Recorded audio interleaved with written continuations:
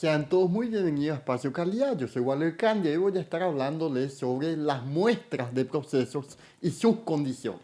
Entonces, antes de hablar de muestras específicamente, primero deberíamos rememorar que cuando hablamos de gestionar procesos, hablamos de constantemente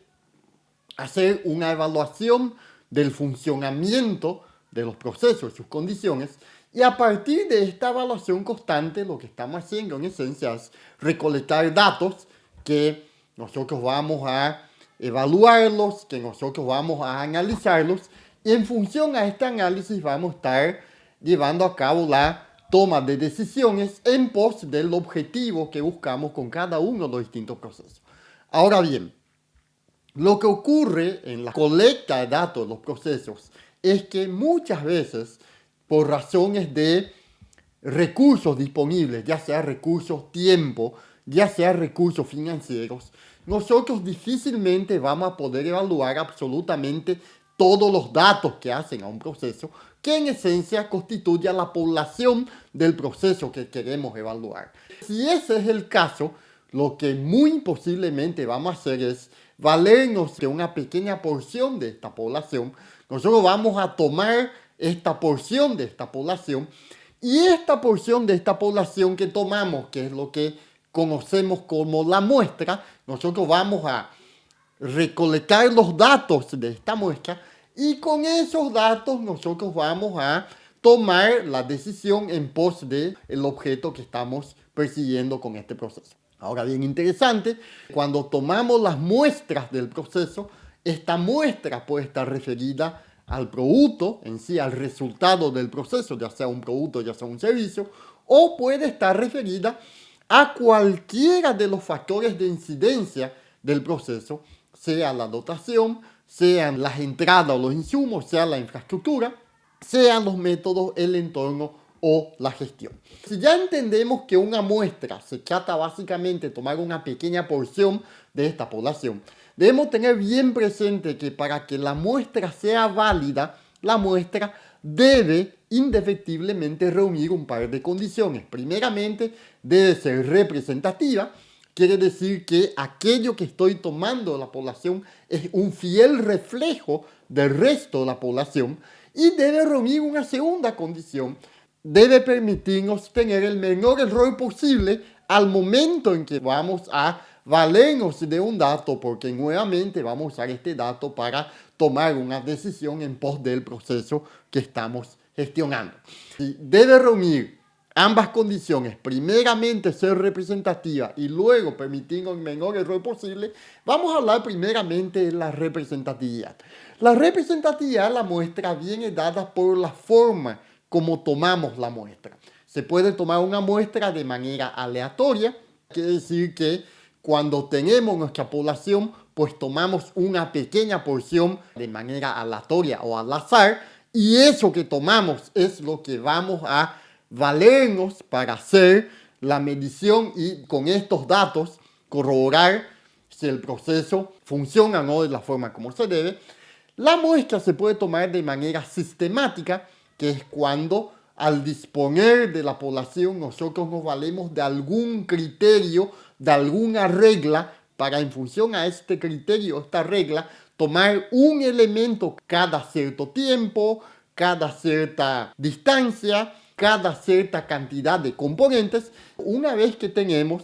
estos componentes, hacemos el seguimiento, hacemos la medición para con estos datos tomar las decisiones que correspondan. La muestra se puede tomar de manera estratificada. Sería el caso en el que nuestra población tuviera distintos tipos de elementos. Lo que hacemos es, para cada uno de estos distintos elementos, nos valemos de ciertos componentes, ya sea de manera aleatoria, ya sea de manera sistemática, y de estos elementos constituimos los componentes sobre los cuales vamos a valernos los datos para evaluar si el proceso cumple o no cumple. Cuando hablamos de estratificado, hablamos básicamente de no confundir un elemento con otro y no tomar el dato que corresponda a un tipo de elemento y mezclar con el dato de otro tipo de elemento, porque podría conducirnos a un error al momento de tomar la decisión. Y hablamos finalmente de la muestra por conglomerado, que sería en el caso en el que si tuviéramos varias carpinterías distintas, nosotros elegiríamos primeramente con cuál de estas carpinterías trabajaríamos y entraríamos en cada una de estas carpinterías, haríamos una estratificación de sus componentes y de estos componentes estratificados tendríamos la muestra con los que haríamos de la recolección de datos. Aquí es súper interesante porque cuando hablamos de representatividad hablamos de una cuestión de forma, una cuestión de metodología mediante la cual vamos a valernos estos datos. El tipo de muestra que elijamos va a depender de los recursos que tengamos disponibles, pero otra vez debe permitir que los datos que estamos tomando sean representativos del resto de la población.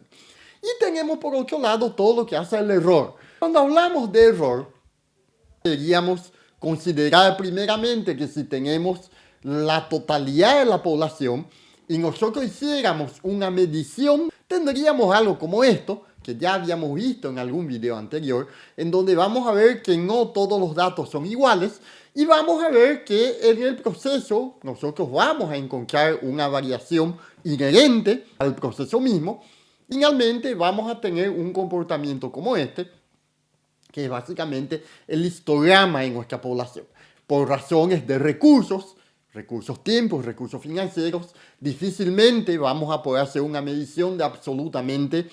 todos los elementos de la población. Vamos a elegir una muestra que de manera representativa vamos a tomarla y con esta muestra estamos tomando, en este caso hablamos de 10 elementos, vamos a construir un nuevo histograma, pero en este caso ya de la muestra, y vamos a tener algo como esto.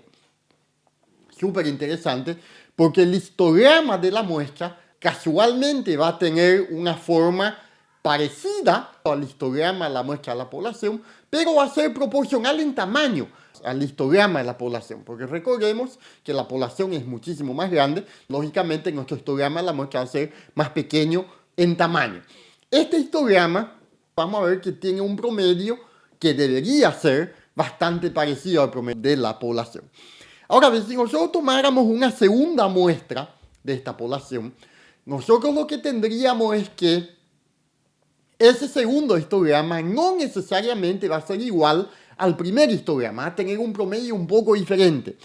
Así como la población varía, podría darse el caso en que al tomar la segunda muestra, casualmente tomé un componente que tenía un alto un poco más grande y por eso el promedio de la segunda muestra es un poco mayor que el promedio de la primera muestra. Ante esta temática en donde los promedios de las muestras no necesariamente son iguales y empezamos a tomar distintas muestras y empezamos a calcular los promedios, a construir los histogramas, vamos a ver que los histogramas de las distintas muestras se comportan de esta forma. Vemos que no necesariamente son iguales entre sí, pero que casualmente todos están más o menos en la misma zona, todos tienen un formato bastante parecido, todas las muestras son de 10 elementos,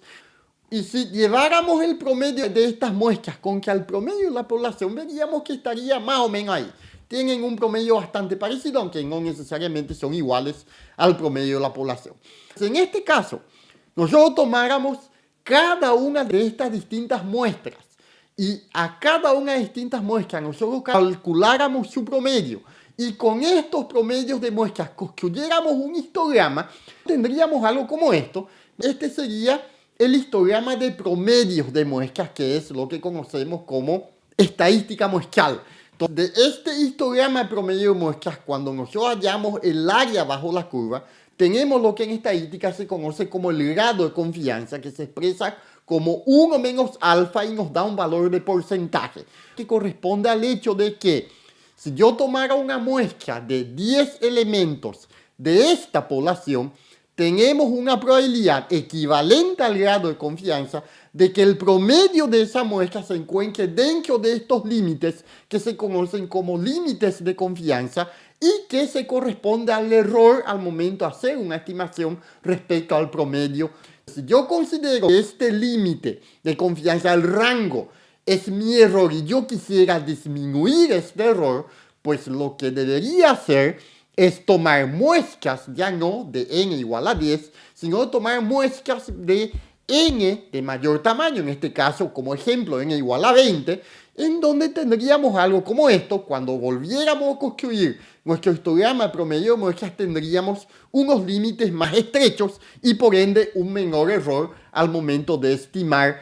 En este caso, nosotros lo que tenemos es que para un mismo grado de confianza, en la medida que aumentamos el valor de n de datos de una muestra, el error al momento de hacer una estimación disminuye en un valor proporcional a 1 sobre raíz de n, siendo n el tamaño de la muestra. Entonces, de nuevo, lo que buscamos con esto es tener el menor error posible para que la decisión que vamos a tomar en pos del proceso sea lo más acertado, teniendo en cuenta que perseguimos un objetivo asociado a lo que buscamos como proceso y finalmente lo que buscamos como empresa.